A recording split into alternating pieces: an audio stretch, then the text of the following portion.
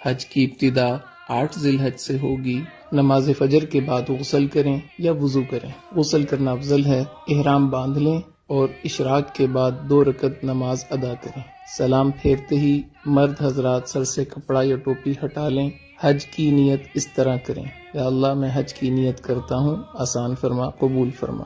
مرد اونچی آواز سے اور خواتین آہستہ آواز سے تلبیہ پڑھیں۔ اب آپ پر احرام کی پابندیاں شروع ہو چکی ہیں۔ احرام کی حالت میں تلبیہ پڑھتے ہوئے مینا پہنچنا ہے۔ آج کا دن مینا میں گزارنا ہے۔ ظہر، عصر، مغرب اور عشاء کی نمازیں مینا میں ادا کریں۔ ذکر، اذکار اور دعا کی کثرت سے اپنا وقت قیمتی بنائیں۔ لوگوں کے ساتھ خوش اخلاقی کے ساتھ رہیں، خدمت کے ساتھ وقت گزاریں، کثرت سے تلبیہ پڑھیں، دعاؤں کا خوب اہتمام کریں، قرآن پاک کی تلاوت کریں، رات مینا میں قیام کریں۔ حج کا دوسرا دن 9 ذی الحج، آپ صبح اشراق کے بعد عرفات کی طرف سفر شروع کریں گے۔ عرفات میں پہنچ کر زوال کے بعد ظہر اور عصر کی نماز اگر امام کے ساتھ مسجد نمرہ میں پڑھی تو اکٹھی ادا کریں گے۔ اگر اپنے خیموں میں ہیں تو ظہر اپنے وقت میں، عصر اپنے وقت میں ادا کریں گے، اور درمیان میں آپ نے زوال کے بعد نماز کی ادائیگی کے بعد دعا مانگنی ہے۔ یہ ہے وقوف عرفہ، حج کا دوسرا فرض۔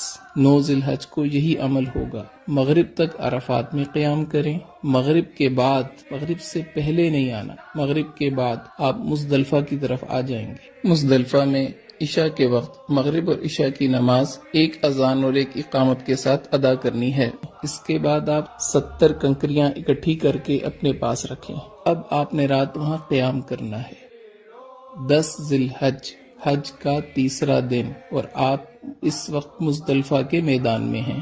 فجر کی نماز ادا کرنے کے بعد وقوف مزدلفہ یعنی مزدلفہ کے میدان میں کھڑے ہو کے دعا مانگنا یہ حج کا پہلا واجب ہے۔ اس کے بعد آپ جب سورج تھوڑا طلوع ہو جائے تو رمی کے لیے مینا کی طرف چلیں گے۔ یاد رکھ لیں 10 ذی الحج آج آپ نے 5 واجب پورے کرنے ہیں، ایک فرض کی آخری ادائیگی کرنی۔ پہلا واجب وقوف مزدلفہ ادا ہو گیا۔ دوسرے واجب کی طرف آپ جا رہے ہیں، شیطان کو پتھر مارنے۔ مینا میں آج صرف بڑے جمرہ کو 7 کنکریاں مارنی ہیں۔ اس کے بعد آپ قربانی کا جانور ذبح کریں، یہ تیسرا واجب پورا ہو گیا۔ اس کے بعد آپ اپنے سر کے بال منڈوا لیں، یہ چوتھا واجب پورا ہو گیا۔ اب آپ احرام کھول سکتے ہیں اور عام لباس پہن سکتے ہیں۔ اس کے بعد آپ طواف زیارت کے لیے مکہ مکرمہ بیت اللہ کی طرف سفر شروع کریں۔ بیت اللہ پہنچ کر طواف کریں، یہ آپ کا طواف زیارت ہے۔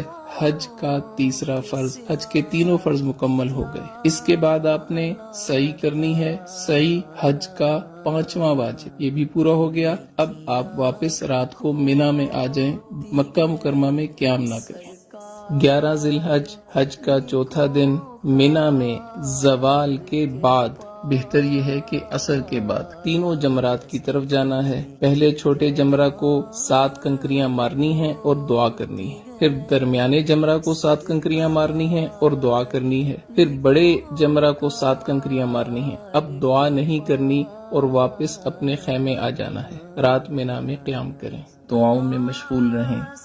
حج کا 5واں دن 12 ذی الحج، مینا میں زوال کے بعد تینوں جمرات کی طرف جانا ہے۔ پہلے چھوٹے جمرہ کو 7 کنکریاں مارنی ہیں اور دعا کرنی ہے۔ پھر درمیانے جمرہ کو 7 کنکریاں مارنی ہیں اور دعا کرنی ہے۔ پھر بڑے جمرہ کو 7 کنکریاں مارنی ہیں اور دعا نہیں کرنی۔